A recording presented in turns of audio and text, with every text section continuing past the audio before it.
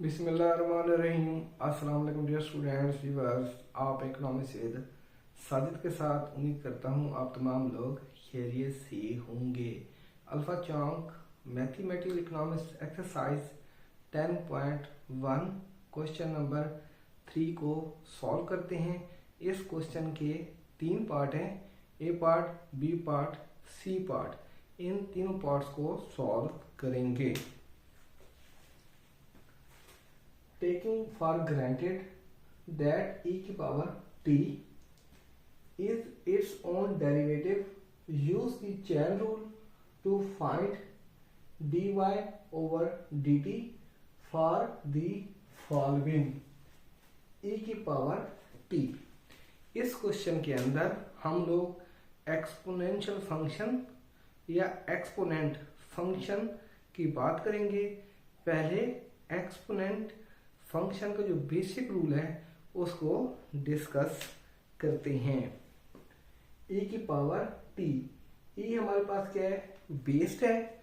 जो value based होती है उससे हम लोग कांस्टेंट भी कहते हैं, यानी ऐसी वैल्यू जिसमें किसी किस्म की कोई तब्दीली वाक़या नहीं होती, यानी वो वैल्यू साकिन होती है।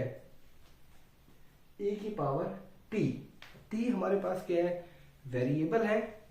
वेरिएबल का मतलब ये होता है यानी वो वैल्यू जिसमें तब्दीली वाक़या होती है, यानी वेरिएबल चेंज होता रहता है।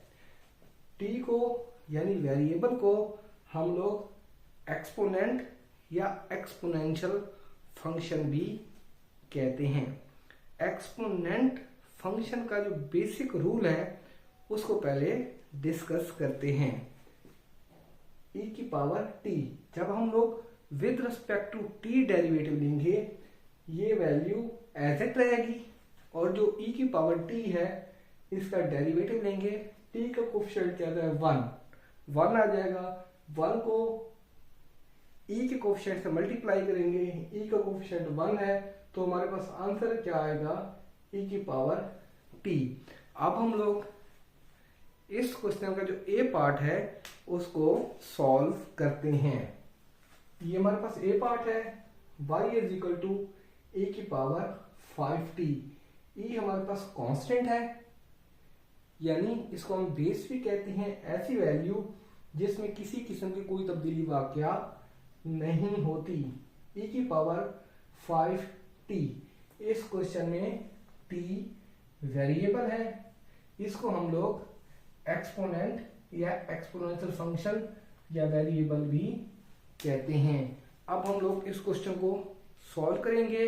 With respect to t derivative लेंगे। एक्सपोनेंट का रूल है, ये वाली जो वैल्यू है एग्जैक्ट क्वेश्चन की वैल्यू वैसे रहेगी।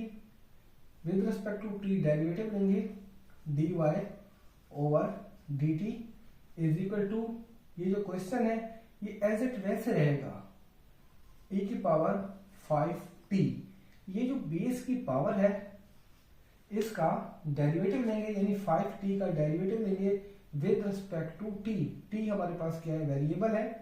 d with respect to dt, यानी with respect to t derivative लेंगे, ये वाली पावर 5t यहाँ पे आ जाएगी 5t dy over dt is equal to e की power 5t। With respect to t derivative लेंगे, t वेरिएबल है, t का कोफिशिएंट क्या 5 तो हमारे पास क्या आएगा 5 dy ओवर dt। 5 को e के कोफिशिएंट से मल्टीप्लाई करेंगे, e का कोफिशिएंट 1 है तो हमारे पास क्या आता है 5 e की पावर 5t। ये हमारे पास पहले पार्ट का जवाब है। अब हम लोग बी पार्ट को सॉल्व करते हैं। y is equal to 4e की पावर 3t। ये हमारे पास क्या है, e बेस्ड है और e का कोफिशिएंट क्या 4 है। e को हम लोग कांस्टेंट भी कहते हैं, बेस्ड भी कहते हैं, यानी वो वैल्यू जिसमें किसी किस्म की कोई तब्दीली वाक़या नहीं होती। और 3t हमारे पास वेरिएबल है जिसको हम लोग एक्सपोनेंट या एक्सपोनेंशियल फंक्शन भी कहते हैं। वेरिएबल का मतलब ये होता है वो वैल्यू जिसमें तब्दीली वाक़या हो।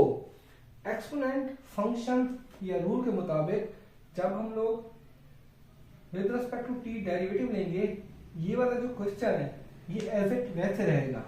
इस क्वेश्चन को सॉल्व करते हैं। dy over dt is equal to, ये जो क्वेश्चन है एज इट वैसे रहेगा 4 e की पावर 3t। ये जो e की पावर है 3t, इसका with respect to t derivative लेंगे। d with respect to dt, t variable है, पावर को यहां पे लिखेंगे 3t dy over dt is equal to 4 e की पावर 3t। t का कोफिशिएंट क्या 3, तो हमारे पास क्या आ जाएगा 3। इसे सिंप्लीफाई करते हैं। dy over dt is equal to 3 को e के कोफिशिएंट से मल्टीप्लाई करेंगे, e का कोफिशिएंट क्या 4, 3 को 4 से मल्टीप्लाई करते हैं तो हमारे पास क्या आता है 12 e की पावर 3t। ये हमारे पास बी पार्ट का जवाब है। अब हम लोग सी पार्ट को सॉल्व करते हैं। यहाँ पे लिखते हैं क्वेश्चन को, y is equal to 6 e की पावर माइनस का 2t। एज इट इस क्वेश्चन को ऐसे सॉल्व करेंगे जैसे पहले दो क्वेश्चन सॉल्व किए हैं। With respect to t derivative लेंगे, t वेरिएबल है, dy ओवर dt। ये क्वेश्चन एज इट वैसे आ जाएगा, इज इक्वल टू 6 e की पावर माइनस का 2t। e हमारे पास बेस्ड है यानी कांस्टेंट वैल्यू है जिसमें किसी किस्म की कोई तब्दीली वाक़या नहीं होती। t वेरिएबल है जिसको हम एक्सपोनेंट या एक्सपोनेंशियल फंक्शन भी कहते हैं। वेरिएबल का मतलब ये होता है वो वैल्यू जिसमें तब्दीली वाक़या हो। अब हम क्या करेंगे, ये जो e की पावर है माइनस का 2t, इसका डेरिवेटिव लेंगे with respect to t। d with respect to dt, power को यहां पे लिखेंगे माइनस का 2t dy over dt is equal to 6 e की पावर माइनस का 2t। t का कोफिशिएंट क्या है माइनस का 2, तो हमारे पास क्या आएगा माइनस का 2 dy over dt is equal to minus के 2 को e के कोफिशिएंट से मल्टीप्लाई करेंगे, e का कोफिशिएंट क्या 6, माइनस के 2 को प्लस के 6 से मल्टीप्लाई करेंगे, नफी जमा नफी, तो माइनस का 12 e की पावर 2t। ये हमारे पास तीसरे पार्ट का आंसर है। Thank you.